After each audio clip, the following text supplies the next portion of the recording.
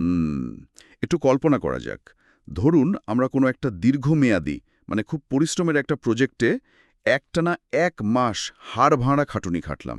হ্যাঁ, বেশ ক্লান্তিকর একটা ব্যাপার। ঠিক। তো মাস শেষে কর্তৃপক্ষ ডেকে বলল যে কাজ অসাধারণ হয়েছে। এখন আগামী 1 মাসের মধ্যে সুবিধামতো সময়ে মাত্র 6 দিনের একটা মানে ছোট্ট একটা বোনাস টাস্ক করে দিলে পুরো 1 বছর কাজ করার সমান বেতন আর স্বীকৃতি পাওয়া যাবে। দারুণ একটা প্রস্তাব তো। কেউ কি এটা হাতছাড়া করবে? একদমই না, কেউ এটা ছাড়বে না। আজকের এই বিস্তারিত আলোচনায় আমরা ঠিক এমনই একটা চমৎকার মানে একেবারে হুবহু এমন একটা ধারণার উপর কথা বলতে যাচ্ছি। রমজানের পরপরই শাওয়াল মাসের 6টি রোজা রাখার যে তাৎপর্য, এর পিছনের চমকপ্রদ গাণিতিক হিসাব নিয়ে আমরা আজ বিশ্লেষণ করব। রাইট।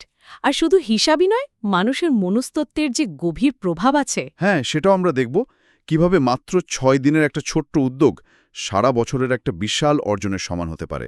শুরুতে এই কর্পোরেট বোনাসের রূপকটা, মানে এই যে অ্যানালজিটা দিলেন, এটা আলোচনার দারুণ একটা প্রেক্ষাপট তৈরি করেছে। তাই না? শুনতে খুব রেলেভেন্ট মনে হয়। হ্যাঁ, আর সবচেয়ে আকর্ষণীয় ব্যাপার হলো এই সারা বছরের সমান স্বীকৃতির বিষয়টা কিন্তু কেবল একটা রূপক নয়। মানে এটা শুধু উৎসাহ দেওয়ার জন্য বলা কোনো আলংকারিক কথা না। আচ্ছা। এর পেছনে অত্যন্ত স্পষ্ট আর নিখুঁত একটা গাণিতিক ভিত্তি আছে। হজরত আবু আয়ুব আনসারি রাদিয়াল্লাহু আনহু থেকে বর্ণিত সহিহ মুসলিমের একটা খুব বিখ্যাত হাদিস আছে। হাদিস নম্বর 1164, রাইট? হ্যাঁ, ঠিক। সেখানে খুব স্পষ্টভাবে বলা হয়েছে, যে ব্যক্তি রমজান মাসের রোজা রাখল আর এরপর শাওয়াল মাসে আরও 6টি রোজা রাখল, সে যেন সারা বছরই রোজা রাখল। এই সারা বছর কথাটার মানে আসলে কি? সাধারণ দৃষ্টিতে তো মনে হতে পারে যে মানে এটা হয়তো একটা আধ্যাত্মিক মেটাফর। অনেকেই তাই ভাবেন শুরুতে। হ্যাঁ, মানে স্রষ্টা খুশি হয়ে অনেক বেশি পুণ্য দিচ্ছেন এমন কিছু। কিন্তু আপনি বলছেন এর পেছনে একেবারে আক্ষরিক একটা অঙ্কের হিসাব আছে। একেবারেই তাই। ইসলামিক স্কলারদের ব্যাখ্যা আর হাদিসের গাণিতিক বিশ্লেষণ দেখলে এই সমীকরণটা খুব পরিষ্কার হয়ে যায়। সেটা কি রকম? আসলে ইসলামী শরিয়াতের খুব সুন্দর একটা সাধারণ নিয়ম আছে। যে কোনো নেক আমল বা ভালো কাজের পুরস্কার অন্তত 10 গুণ বাড়িয়ে দেওয়া হয়। ও আচ্ছা, একটা বেসিক মাল্টিপ্লায়ার হিসেবে কাজ করে এটা। একদম ঠিক। তো আমরা যদি হিসাবের খাতা খুলি, তাহলে দেখব রমজান মাসে সাধারণত 30টি রোজা রাখা হয়। হ্যাঁ, 30 দিনের মাস হলে 30টা রোজা। এখন এই 30টি রোজার প্রতিটি যদি 10 গুণ সওয়াব বা পুরস্কার নিয়ে আসে, তবে 30 গুণ 10 মানে তা 300 দিনের রোজার সমতুল্য হয়ে যায়। আচ্ছা, তার মানে রমজানের 1 মাসেই আমরা 300 দিনের একটা বিশাল সঞ্চয় করে ফেলছি। রাইট। কিন্তু চান্দ্র বছর বা ইসলামিক ক্যালেন্ডার তো ঠিক 300 দিনে শেষ হয় না, আরও তো কিছুদিন বাকি থাকে। ঠিক ধরেছেন। একটা চান্দ্র বছর সাধারণত 35 বা 354 বা 355 দিনে হয়। হ্যাঁ, সৌর বছরের চেয়ে একটু ছোট। হ্যাঁ, যাকে একটা পূর্ণাঙ্গ রাউন্ড ফিগার হিসেবে 360 দিন ধরা যায়। আর এই যে বছরের বাকি থাকা দিনগুলো, ঠিক এখানেই শাওয়ালের ওই 6টি রোজার গাণিতিক ম্যাজিকটা কাজ করে। ম্যাজিকটা কিভাবে কাজ করে?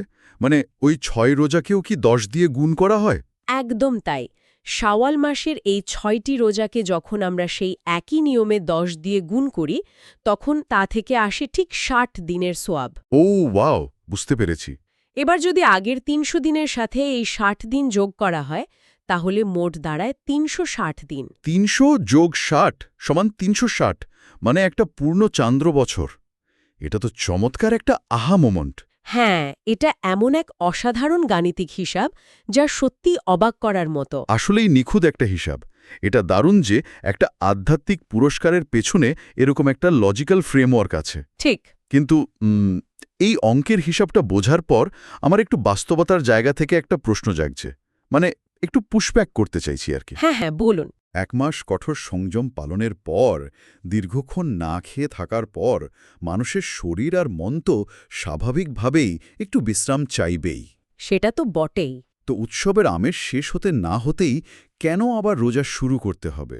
মানে সরাসরি সব ইবাদত কি একটু শিথিল করা যায় না? মানবীয় মনস্তত্ত্ব তো বলে একটা বড় কাজের পর কিছুটা রিকভারি টাইম দরকার। এটা অত্যন্ত যৌক্তিক একটা পয়েন্ট। 1 মাস টানা পরিশ্রমের পর বিশ্রাম চাওয়াটা মানবীয় দিক থেকে একেবারেই স্বাভাবিক। হ্যাঁ, সেটাই তো। কিন্তু আমরা যদি ইসলামিক স্কলারদের বিশ্লেষণ আর মনস্তাত্ত্বিক দৃষ্টিকোণ থেকে বিষয়টা দেখি তাহলে দেখব এই রোজাগুলো আসলে আমাদের ক্লান্ত করার জন্য নয়, তাহলে মূলত আমাদের অর্জিত অভ্যাসগুলোকে সুরক্ষিত রাখার জন্যই এর ডিজাইন। স্কলাররা এর পেছনে 5টি মূল ফজিলত বা কারণ চিহ্নিত করেছেন। প্রথমটাই হল অভ্যাসের ধারাবাহিকতা। Psychology of habit retention, right? ঠিক তাই।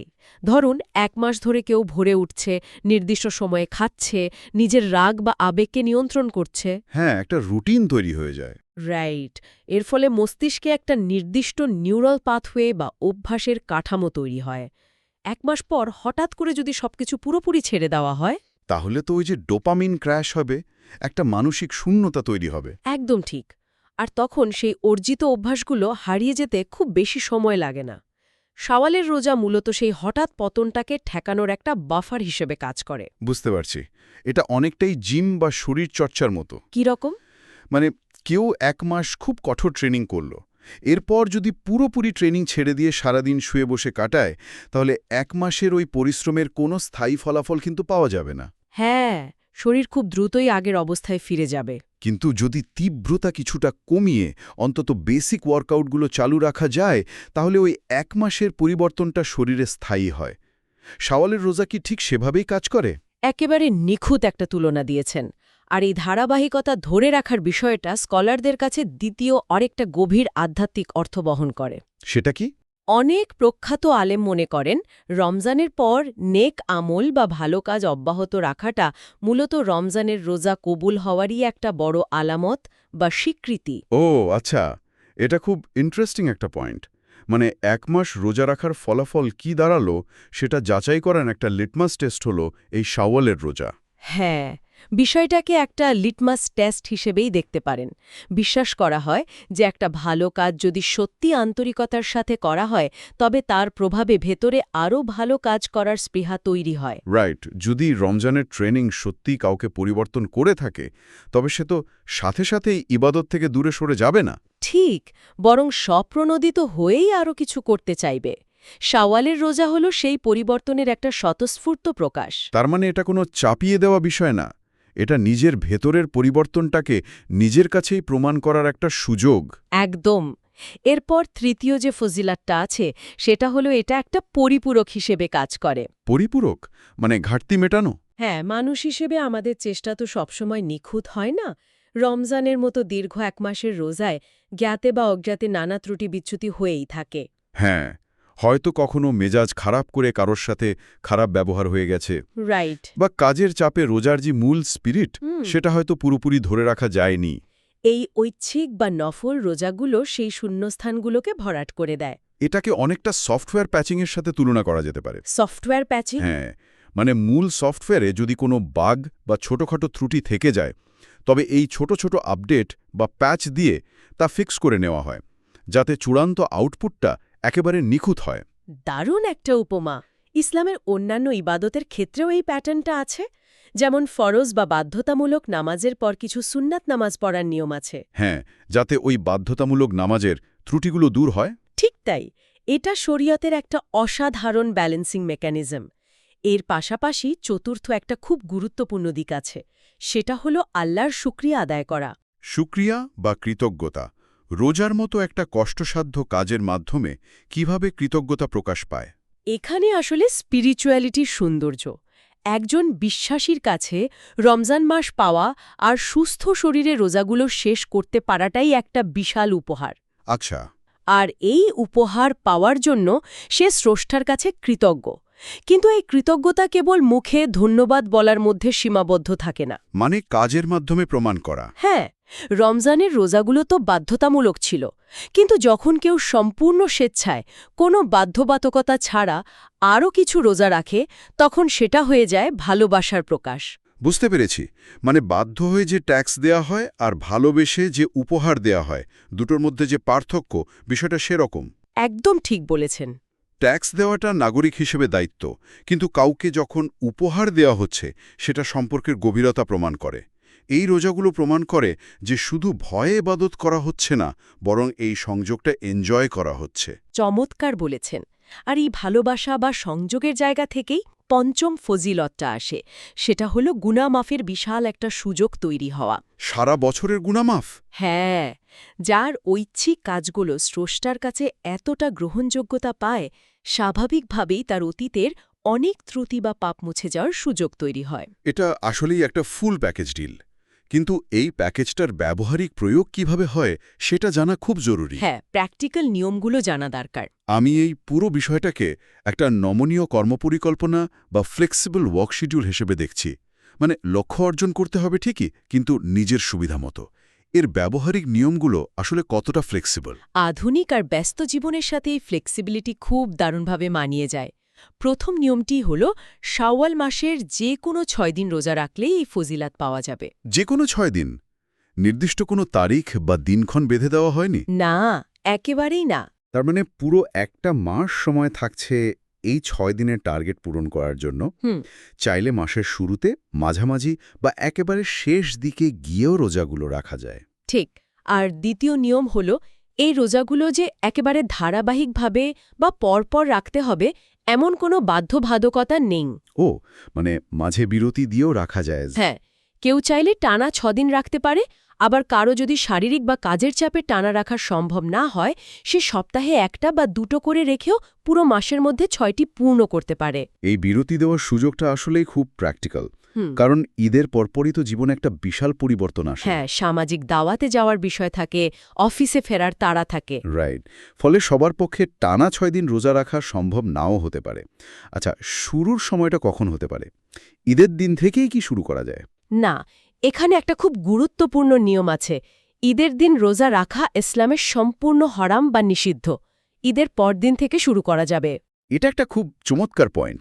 কারণ ইসলাম চাইলে তো বলতে পারত যে রমজানের গতি ধরে রাখার জন্য ঈদের দিনও সংযম করতে হবে। হ্যাঁ, তা বলতে পারতো। কিন্তু তা না করে জোর দিচ্ছে যে অবশ্যই একটা বিরতি নিতে হবে, উৎসব উদযাপন করতে হবে। এটা মানুষকে এক ধরনের চরমপন্থা থেকে বাঁচিয়ে রাখছে। একদম সঠিক বিশ্লেষণ। ইসলাম সবসময় ভারসাম্যে বিশ্বাস করে। ঈদের দিনটা হলো আল্লাহর পক্ষ থেকে মেহমানদারির দিন। আর মেহমানদারি ফিরিয়ে দেওয়া তো ঠিক না। ঠিক তাই। শরীর ও মনকে একটা রিফ্রেশমেন্ট দেওয়ার পর পরের দিন থেকে আবার শৃঙ্খলায় ফেরার সুযোগ রাখা হয়েছে। এই ব্যালেন্সটা সত্যি অসাধারণ। আচ্ছা, আরেকটা বিষয়।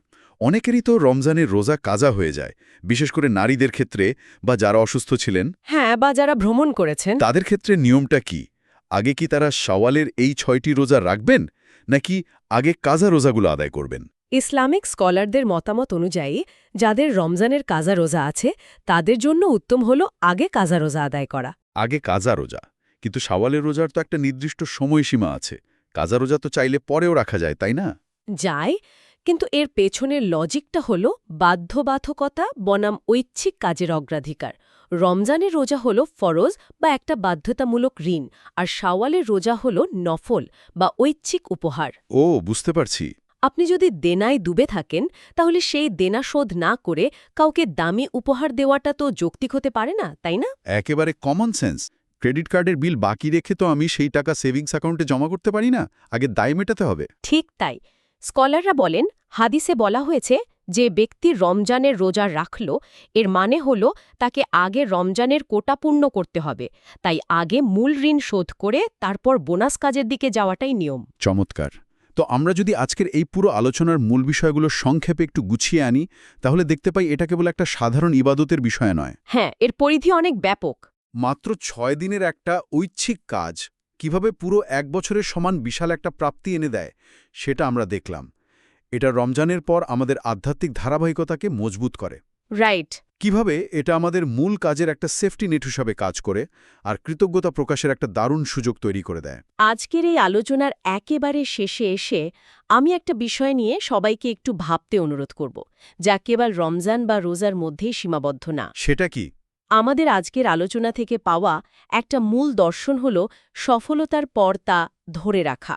আমরা অনেকেই ভাবি একটা বড় টার্গেট অ্যাচিভ করাই হল চূড়ান্ত সফলতা। হ্যাঁ, ফিনিশ লাইনে পৌঁছানোটাকে আমরা শেষ কথা ভাবি। কিন্তু শাওয়ালের রোজা আমাদের শেখায় যে একটা বড় সফলতার পর থেমে না গিয়ে ঠিক তার পরপরই ছোট ছোট ধারাবাহিক কাজের মাধ্যমে সেই সফলতাকে কিভাবে লক করে দিতে হয়। ওয়াও!